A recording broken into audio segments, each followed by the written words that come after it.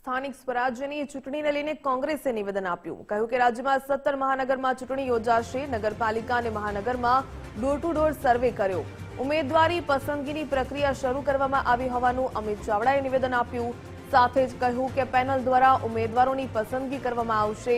કોઈપણ વ્યક્તિ QR code દ્વારા ઉમેદવારી નોંધાવી શકશે. અમિત ચાવડાએ કહ્યું.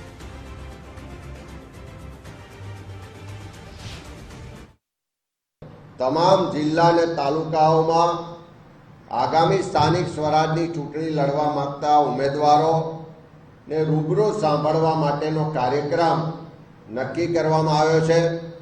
આગામી 11 માર્ચથી શરૂઆત કરીને 20 માર્ચ સુધીમાં આખા ગુજરાતના તમામ મહાનગરો, નગરો, તાલુકાઓ અને જિલ્લાઓમાં સંભવિત ઉમેદવારોને રૂબરૂ મુલાકાત કરી એમને સાંભળવામાં આવશે અને પેનલ બનાવવાની કાર્યવાહી કરવામાં આવવાની છે.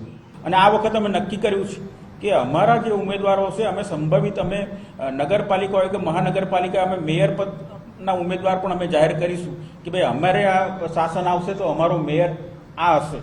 એ રીતનું પણ અમે જાહેરાત આ વખતે કરવા જઈ રહ્યા છે. અને જે પ્રકારનો પ્રતિસાદ અત્યારે મળી રહ્યો છે એટલે ઉમેદવારો પણ અમને સારા મળશે અને આ વખત અમે તાકાતથી આ તમામ ચૂંટણીઓ લડવા જઈ રહ્યા છીએ.